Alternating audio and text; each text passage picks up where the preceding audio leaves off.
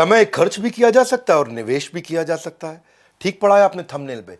दुनिया के सबसे बड़े अरबपति, सबसे बड़े बिलियनियर्स अपने टाइम को कैसे स्पेंड करते हैं। Elon Musk, Mark Zuckerberg, Jeff Bezos, Bill Gates, Jack Ma, Mukesh Ambani, Sundar Pichai, Satya Nadella, Indira Nooyi, PepsiCo की, ये दुनिया के जितने लीडर्स और भारत के डालमिया, सिंघानिया, बर्मन, जिंदल, मुंजाल, गोयनका, मोदी, मित्तल, टाटा, बिरला, अंबानी, अडानी, गोदरेज, नंदा, सबकी लाइफ को स्टडी किया पहले और उसके बाद ये 7 स्ट्रैटेजी लेके आया हूं। सब लोग सब काम को बराबर समय नहीं देते हैं। नमस्कार, विवेक बिंद्रा बोल रहा हूं, फाउंडर एंड सीईओ बड़ा बिजनेस.com। ये तो बड़ा अमेजिंग वीडियो है। डीप वर्क की technique, one thing technique, biological prime time technique, pomodoro technique, time blocking, time boxing, time batching, time blocking, time logging, checklist, manifesto, themed, ये ना मैं सबको बहुत अच्छे से स्टडी किया पहले सारे अरबपतियों को। आपको तो बस एक के बाद एक 7 स्ट्रैटेजीज देने वाला हूं। इस वीडियो को पूरा एंड तक देखना। बहरहाल शुरू करते हैं अपनी 7 स्ट्रैटेजीज जो अरबपति लोगों ने दिए हैं। Deep work technique. Deep work technique को द वन थिंग टेक्निक भी कहते हैं कि मतलब एक काम को इतना डीपली और इतना डीपली और इतना डीपली कर लो कि उस काम को एक्सेलेंस बिल्ड कर लो। लेकिन वो एक काम वही होना चाहिए जो सबसे इंपॉर्टेंट काम हो, है कि नहीं है। ये नहीं कि आप बिल्कुल मतलब ऐसा फालतू काम को बहुत ज़्यादा ध्यान से कर रहे हो। इंटेलेक्चुअल एक्टिविटी जो भी है वो डिस्ट्रैक्शन फ्री कॉन्सेंट्रेशन के साथ काम होनी चाहिए। क्योंकि देखो, जो ये द वन थिंग है यानी कि जो डीप वर्क है, उसका ऑपोजिट क्या हो गया? Half work. उसका ऑपोजिट क्या हो गया? Shallow work. उसका ऑपोजिट क्या हो गया? मल्टीटास्किंग, ये भी कर रहा है, ये भी कर रहा है, ये भी कर रहा है। उसका ऑपोजिट क्या हो गया? समझ लो आप कि बहुत सारे प्रोजेक्ट पे काम कर रहा है। हाँ, उसका ऑपोजिट क्या हो गया? डिस्ट्रैक्ट होकर के काम कर रहा है। उसका ऑपोजिट क्या हो गया? अननेसेसरी फालतू मीटिंग में भी काम कर रहा है। उसका ऑपोजिट क्या है कि आप कोई भी फोन कॉल आ रही है उसको उठा रहा है।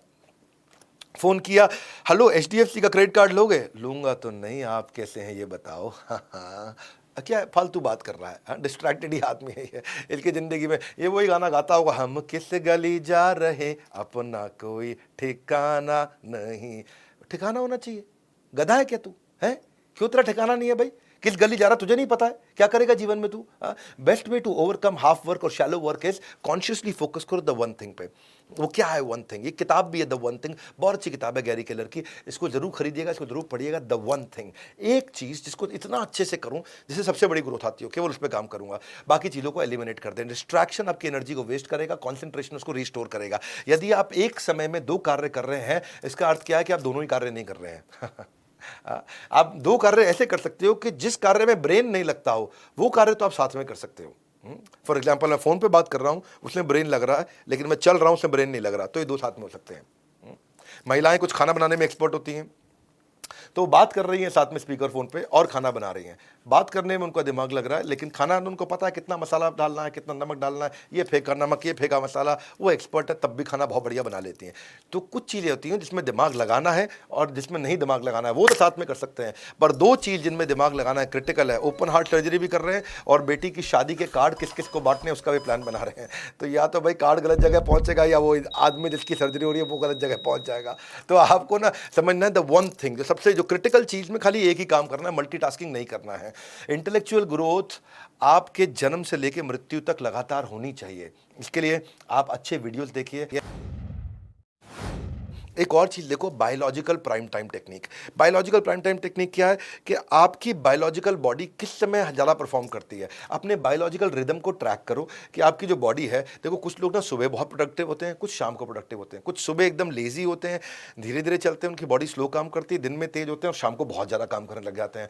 तो देखो कि आपके प्रोडक्टिव आवर्स कौन से हैं और फिर अपनी वर्किंग आवर्स को, अपने जो आपके जो हाई यूटिलिटी टास्क है उनको उस आवर्स में डाल दो। आप जितना कॉम्प्लेक्स टास्क है आपका उसको उसी समय अटैक करो जिस समय आपकी बायोलॉजिकल प्राइम टाइम चल रहा हो। जैसे मान लो कोई व्यक्ति है, वो शाम को 5 बजे से 8 बजे तक सबसे ज़्यादा एनर्जेटिक, सबसे फ्रेश रहता है, तो फिर उसे क्या करना चाहिए? इस समय हाई एनर्जी है तो सबसे कॉम्प्लेक्स काम को वो उस समय करें। इसको ऐसे भी समझ सकते हो, फ्रेश और फ्राइड टेक्निक। फ्रेश और फ्राइड टेक्निक क्या है कि आप किस समय फ्रेश होते हो उस समय काम करो, किस समय फ्राइड, फ्राइड मतलब एकदम उस समय उस काम को अवॉइड करो, उस समय वो काम करो जो बहुत इजी है। आपका ब्रेन पावर ना डिपेंड करता है आपकी ब्रेन की फ्रेशनेस पे, और ब्रेन की जब फ्रेशनेस होगी, जब आप फ्रेश होगे तो कॉम्प्लेक्स काम करेंगे, जब थके हुए फ्राइड है तो इजी काम करेंगे। इसको ऐसे डिवाइड कर लो। आपको भी पता होना चाहिए कि भैया आप कब आपके पास ज़्यादा एनर्जी होती है। The time that leads to mastery is dependent on the intensity of your focus. कब है आपकी हाई इंटेंसिटी फोकस की? ज़्यादातर लोग ऐसा बताते हैं कि उनका सुबह सुबह फोकस बहुत अच्छा होता है, जितना अर्ली मॉर्निंग उठते हैं उतना ज़्यादा फोकस होता है। आप अपना ऑब्जर्व करिए और उसको यूज करिए। अगली है टाइम लॉग। टाइम लॉग का मतलब क्या है? अपने टाइम वेस्टर को ट्रैक करो, टाइम वेस्टर को ट्रैक करो। टाइम लॉग देखो कि इसमें क्या है, इसमें आप यूटिलिटी प्लान करो। कॉफ़ी ब्रेक लिया, यूटिलिटी यानी कि मुझे ये कितने रुपए की कमाई देगी, कम देगी, तो उसने लो कर दिया उसमें यूटिलिटी को, और ड्यूरेशन लिख दिया 15 मिनट मेरे निकल गए, प्लान था नहीं था। ईमेल चेकिंग मीडियम यूटिलिटी है, सेल्स कॉल हाई यूटिलिटी है, इससे रेवेन्यू आएगा। अर्जेंट मीटिंग लो यूटिलिटी है, 60 मिनट चला गया। मैं रिव्यू पीपीटी को देख रहा हूं, हाई यूटिलिटी है, इससे मेरी कमाई होगी, इस पर 120 मिनट दिया। लंच को एक्सटेंड कर दिया भैया, लंच था 20 मिनट का, 40 मिनट कर दिया, लो यूटिलिटी था, उस पर मेरा 20 मिनट एक्स्ट्रा फालतू निकल गया, वेस्ट हो गया। पर्सनल फ़ोन कॉल ले लिया, लो यूटिलिटी था, उससे मेरा 15 मिनट निकल गया। तो ये देखना चाहिए कि आप कौन से काम कर रहे हैं जिससे रेवेन्यू बढ़ता है, कॉस्ट घटती है और कस्टमर सेटिस्फैक्शन बढ़ता है। High utility, medium utility, low utility. क्योंकि a goal without a timeline is just a dream. आपको पास में आपको अपने आप से प्रश्न करने चाहिए, और क्या प्रश्न करने चाहिए, मैं कुछ सैंपल प्रश्न बताता हूँ आपको। वो प्रश्न करेंगे तो आपको पता चल जाएगा आप कितने प्रोडक्टिव हैं, आपकी पीक परफॉर्मेंस आ रही है कि नहीं आ रही है। What proportion of my task were already planned. मैंने जो जो काम किए उनमें से कितने काम थे जो मैंने प्लान किए थे, कितने अचानक बीच में आ गए। हाँ, is there a real structure to my day, क्या मेरा दिन स्ट्रक्चर्ड है या ऐसे ही बना रहा हूँ। Did the plan task take longer than expected. अगर कोई काम था आपने 1 घंटा सोचा और 2 घंटे में हुआ, इसका मतलब कि प्लानिंग कमजोर थी। Why did I spend so long on low utility task, मैं उस पर ज़्यादा समय क्यों लगा रहा हूँ जिससे मेरी कमाई नहीं होती है। कितनी इंटरप्शंस आई मुझे आज दिन भर में। क्या मैं अलाउ कर रहा हूँ कि दूसरे लोग आकर के मेरे टाइम को डिक्टेट करें, या फिर कौन से दिन का हिस्सा मेरा सबसे ज़्यादा प्रोडक्टिव था, या फिर क्या मैं रियली प्रोडक्टिव था या केवल बिजी था। ऐसे जब अपने आप से प्रश्न करते हो ना, it is not enough to be busy, क्योंकि बिजी तो चीटियाँ भी होती हैं। The question is what are you busy about, आप किस चीज़ में बिजी हो। अपने आप से प्रश्न करो कि मैं किस चीज़ में बिजी हूँ। What can I do to gain control over my time, मैं क्या परिवर्तन लेकर के आऊँ। क्या मैं रियलिस्टिकली प्लान कर सकता हूँ अपने दिन को और बेटर तरीके से। हाँ, क्या मैं ज़्यादा स्पेंड कर सकता हूँ अपने high utility task. High utility task बड़ा इंपॉर्टेंट वर्ड है ये।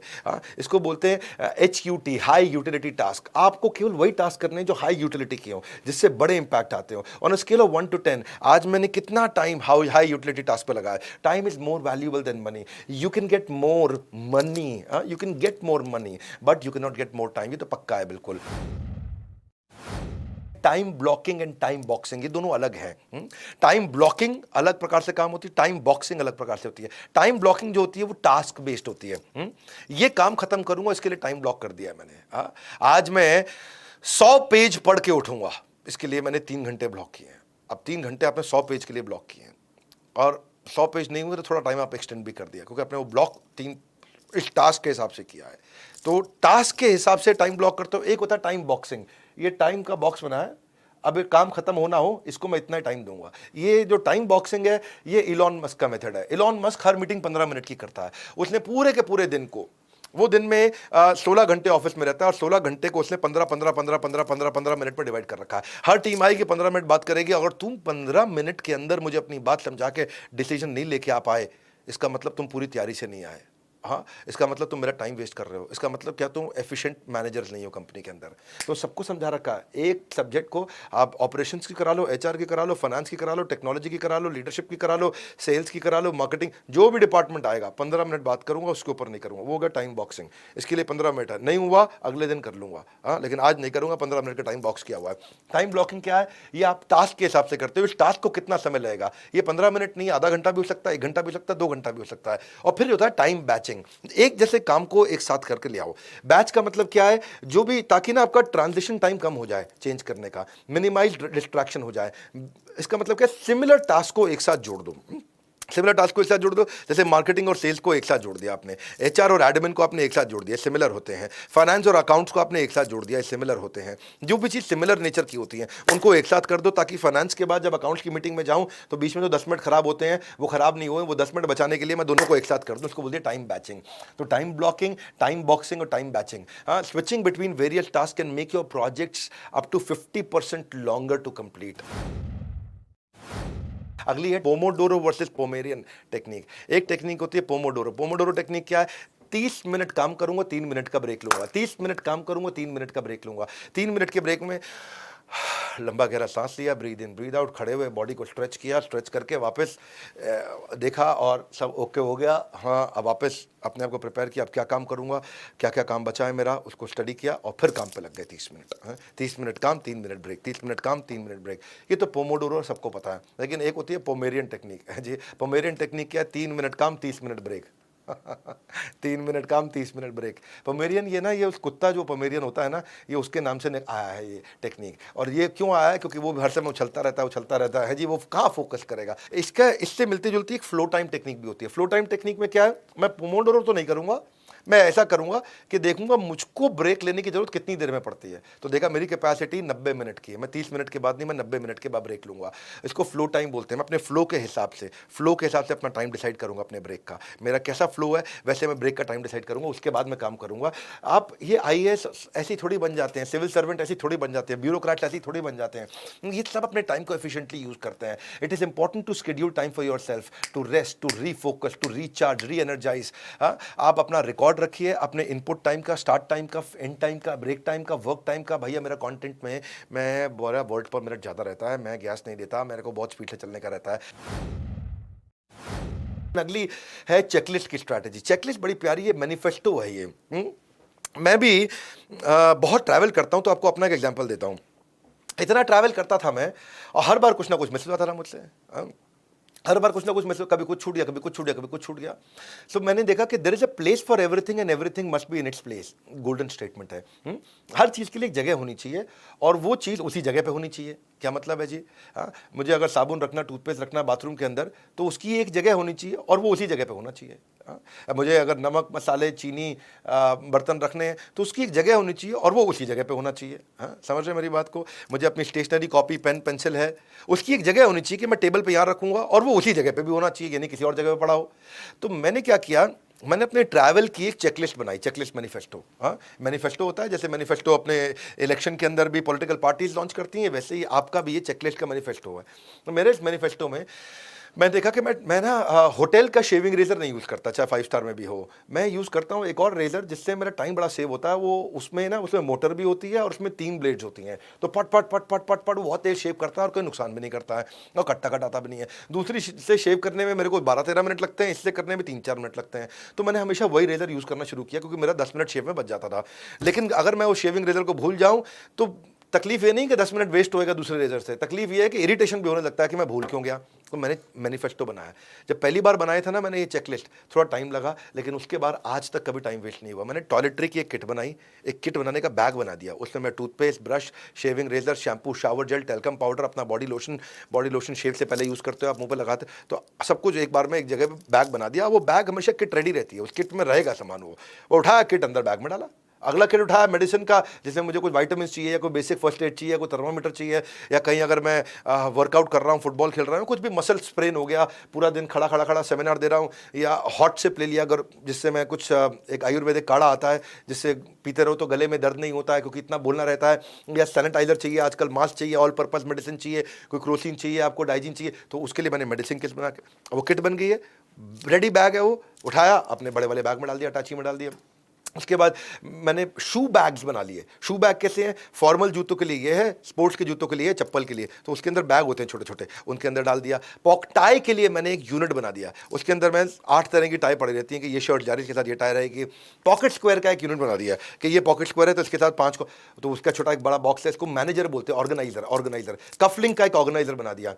जैसे ना वो लेडीज का कान के झुमकों का एक ऑर्गेनाइजर होता है, उसमें छोटे छोटे छोटे छोटे गैप्स होते हैं, तो वो कान के झुमकों का ऑर्गेनाइजर मैंने मंगा करके उसको अपने कफलिंग के लिए यूज करना शुरू कर दिया। अब ये कफलिंग है, अब मेरे को किस शर्ट के साथ कौन सा कफलिंग पहनना है उसके कॉम्बो मैंने साथ में 2-2 के सेट में छोटे छोटे खाने में बना दिए। मेरे लिए बड़ा अच्छा ऑर्गेनाइजर बन गया। ऐसे ही फिर मैंने इसके अलावा सॉक्स का, सबका बेल्ट का एक ऑर्गेनाइजर बना करके, और ऑफिस के सूट के मैंने बैग्स बना दिए, उसमें सूट प्लान होता है। नाइट वेयर में मैं क्या पहनूंगा, सैंडो या बॉक्सर शॉर्ट्स पहनूंगा, तो उसका एक ऑर्गेनाइजर बनते ही छोटे छोटे बैग्स बन गए। उनको सारे बैग्स को उठा करके अटैची में डाला, काम हो गया फटाक। इसके बाद कभी कोई ज़िंदगी में मिस ही नहीं किया।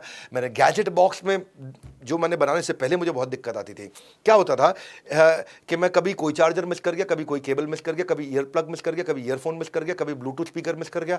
सबको आप सुबह सुबह जब आप नहा रहे हो तो आप चाहते हो कि भगवान की कथा लगा दो, वहाँ पे भगवान का कीर्तन लगा दो, नहाते वक्त शौच क्रिया करते वक्त, तो आपको स्पीकर चाहिए, मोबाइल से इतनी तेज आवाज़ आएगी नहीं आपको। तो मैंने एक गैजेट बॉक्स बनाया, उसमें मैंने लैपटॉप डाला, लैपटॉप चार्जर डाला, मोबाइल फ़ोन का चार्जर डाला, आईफोन का, एंड्रॉयड का ईयर प्लग डाला, ईयर प्लग का चार्जर डाला, स्मार्ट वॉच जो पहनता हूँ मैं उसका चार्जर डाल दिया, पेन ड्राइव डाल दी, ब्लूटूथ का स्पीकर डाल दिया, उसका चार्जर डाल दिया, और एक मल्टीपर्पज़ कॉम्पैक्ट बढ़िया सा एक्सटेंशन बोर्ड डाल दिया जिससे सब कुछ एक साथ चार्ज हो जाए। ये नहीं कि अब हर एक के लिए प्लग ढूंढता रहूँ होटल के कमरे के अंदर। तो उससे क्या हुआ, जब जिस दिन मैंने गैजेट बॉक्स बना दिया उस दिन से मेरी कोई तार मिस होनी बंद हो गई। Checklist is one of the high powered productivity tool ever discovered. जैसे ही चेकलिस्ट आपने एक बार बनाई, उसके बाद मैंने बैग्स बना दिए, सब ऑर्गेनाइज हो गया, no matter how expert you may be. लेकिन अगर वेल डिजाइन चेकलिस्ट है आपके पास में, आपके आउटकम को इंप्रूव करेगा ही करेगा। तो जो भी काम क्रिटिकल और रिपीटेबल है उनको चेकलिस्ट के साथ जरूर कर दीजिए आप, और वो क्या होगा, क्रिटिकल अपने आप रिपीटेबल हो जाएगा। जैसे बर्गर बनाना है, बर्गर बनाने के 60 स्टेप है। बन उठाया, बन पे चटनी लगाई, चटनी पे मेयोनीज लगाई, मेयोनीज के बाद टिक्की सेकी, टिक्की इसके ऊपर लगाई, लेट्यूस लगाया, बन को बंद किया, पक पक पक पक पैक कर दिया रैपर में और दे दिया। 7 स्टेप हो गए। आज 7 स्टेप की चेकलिस्ट बना दी और चेकलिस्ट के ऊपर ट्रेन कर दिया और सब पे सब टिक टिक टिक टिक टिक टिक, बस आगे आदत में। क्रिटिकल बन गया रिपीटेबल। पहले वही बर्गर बनाने के लिए बढ़िया 1 लाख रुपए महीने का शेफ लेना पड़ता था, वही बर्गर 20,000 रुपए महीने का शेफ भी बना देता है, नया लड़का बना देता है, क्योंकि उसके पास चेकलिस्ट हो गई है। तो चेकलिस्ट करने से मुश्किल काम आसान हो जाता है आपका। और अगली स्ट्रैटेजी है themed day method. Theme day method मुझे बड़ा काम आया। मंडे के दिन मैं मैनेजमेंट रिलेटेड मीटिंग करता हूं, ट्यूसडे के दिन मैं प्रोडक्ट डेवलपमेंट पे करता हूं, वेडनेसडे के दिन मार्केटिंग और सेल्स पे, थर्सडे के दिन बिजनेस एक्सपेंशन पार्टनरशिप पे। एक थीम ले लिया पूरे दिन का, उस दिन उस थीम पे, उस दिन पे पूरा का पूरा थीम पे वो पूरा दिन बिताओ। फ्राइडे को एचआर रिक्रूटमेंट कर लिया, सैटरडे को हमने फाइनेंस फीडबैक कर लिया, संडे को हमने डे ऑफ कर लिया या अपनी लर्निंग के लिए कर लिया पूरा दिन। आप उस हिसाब से आप एक डे को एक थीम दे दो और उस दिन उसी थीम के सारे काम करोगे तो बड़ा एफिशिएंट जाता है, क्योंकि उसी थीम की आप पूरी डेप्थ में चले गए। वो वन थिंग हो गया, और वन थिंग करने से आप मल्टीपल थिंग नहीं करते तो बड़ा फोकस रहते हो, बड़ी अच्छी रिजल्ट देते हो आप।